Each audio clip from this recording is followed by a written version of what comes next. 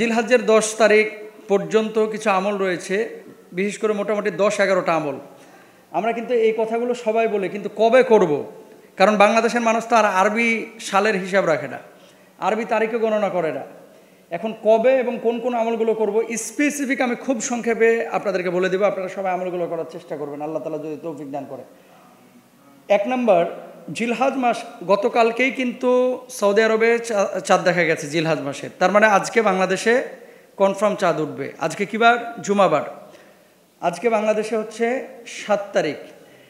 রাত 12টার পরে ইংরেজি তারিখ পরিবর্তন হয়, আর আরবি তারিখ পরিবর্তন হয় মূলত মাগরিবের সময় থেকে।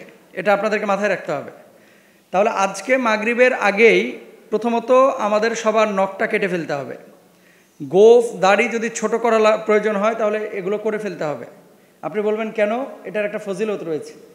আল্লাহর হাবিব সাল্লাল্লাহু আলাইহি ওয়াসাল্লাম বলেছেন, কেউ যদি এই কাজগুলো করে, অর্থাৎ দাড়ি গোঁফ এই 10 দিনে কেউ যদি না কর্তন করে, কোরবানির পরে নহরের দিনে যদি কেউ কর্তন করে, আল্লাহ সুবহানাহু ওয়া তাআলা তার আমল নামাতেও একটা কোরবানির সওয়াব দিয়ে দিবেন।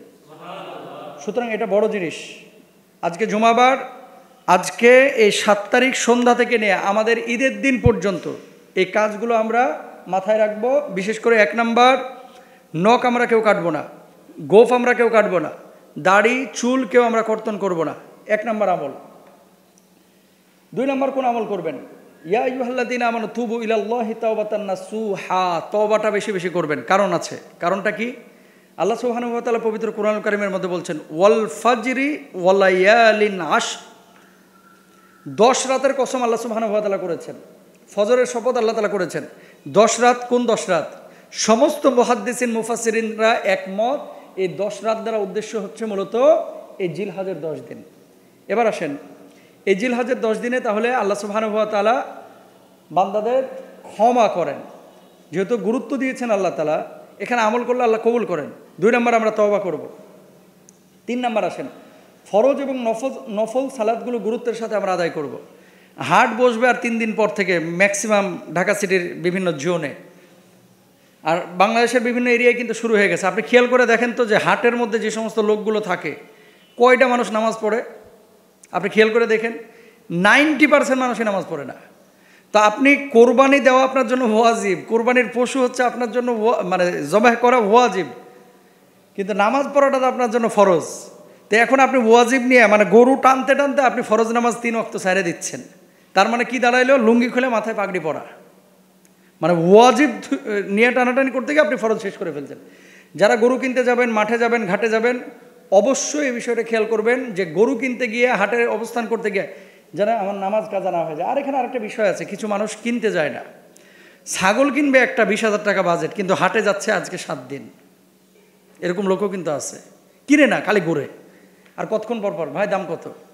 দাম জিগাইছে মনে হয় 101 জনকে। ওর গরু কেনার নিয়তি নাই, কিন্তু দাম জিগায়, নামাজ নাই, গা চুলকাইতেছে, মাথা চুলকাইতেছে, ঘুরতেছে, চলতেছে। অথচ আল্লাহ তাআলা এই 10টা দিনকে কি করেছেন? সম্মানিত করেছেন, ইবাদতের জন্য বলেছেন। আমরা কি করছি? ভুল। এই জিনিসগুলো আপনাকে মাথায় রাখতে হবে। অথচ সাহাবী রিদওয়ানুল্লাহি আনহুম আজমাইন, রাসূল আকরাম সাল্লাল্লাহু আলাইহি ওয়াসাল্লাম 10 দিন রোজা রেখেছেন। আমরা তো রাখি না, আমরা তো রাখি না।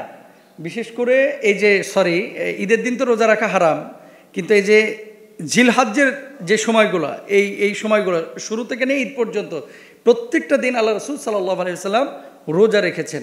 সুতরাং আমরা রোজা রাখার চেষ্টা করবো ইনশাআল্লাহ তাআলা। এরপর আসেন,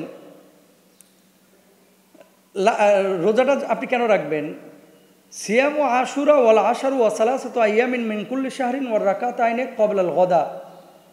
হাফসা রাদিয়াল্লাহু তাআলা আনহা থেকে বর্ণিত, নবীজি সাল্লাল্লাহু আলাইহি ওয়াসাল্লাম কখনো 4টি আমল পরিত্যাগ করেননি। সেগুলো হলো আশুরার সওম, জিলহজ্জের 10 দিনের সওম, প্রত্যেক মাসে 3 দিনের সওম এবং ফজরের পূর্বের 2 রাকাতের সালাত। সুবহানাল্লাহ বলেন। এই 4টা কাজ আল্লাহ রাসূল জীবনেও ছাড়ে নাই। তাহলে আমরা কি করতেছি? আমরা করছিটা কি?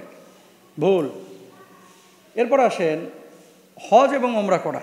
যাদের সামর্থ্য আছে, 5 নম্বরে হজ করা এবং উমরা করা এই সময়গুলোতে যাদের সামর্থ্য আছে তারা করবেন। তারপরে 6 নম্বরে হচ্ছে আল্লাহর জিকির বেশি বেশি করা। সুবহানাল্লাহ, আলহামদুলিল্লাহ, লা ইলাহা ইল্লাল্লাহ, আল্লাহু আকবার জবানে বেশি বেশি চলবে। তারপরে 7 নম্বরে তাকবীর, তাহলিল, তাহমিদ বলা। আল্লাহু আকবার, আল্লাহু আকবার, লা ইলাহা ইল্লাল্লাহু আল্লাহু আকবার ওয়ালিল্লাহিল হামদ। আরাফার দিবসে যেদিন ইয়াউমু আরাফা, হাজী সাহেবরা আরাফাতে অবস্থান করবে সেদিন রোজা রাখা। কোরবানির দিন তথা 10 তারিখের আমল, সকালবেলায় ঘুম থেকে ওঠা, তারপরে কোরবানি করা, কোরবানির দিন সবচেয়ে উত্তম আমল এটা। তো এই জিনিসগুলো আমরা বেশি বেশি খেয়াল করব, রাত্রিকালীন সময় তাহাজ্জুদ পড়ব, বেশি বেশি নফল নামাজ আদায় করবো ইনশাআল্লাহ তাআলা। আল্লাহ তাআলা আমাদের সবাইকে তৌফিক দান করুন।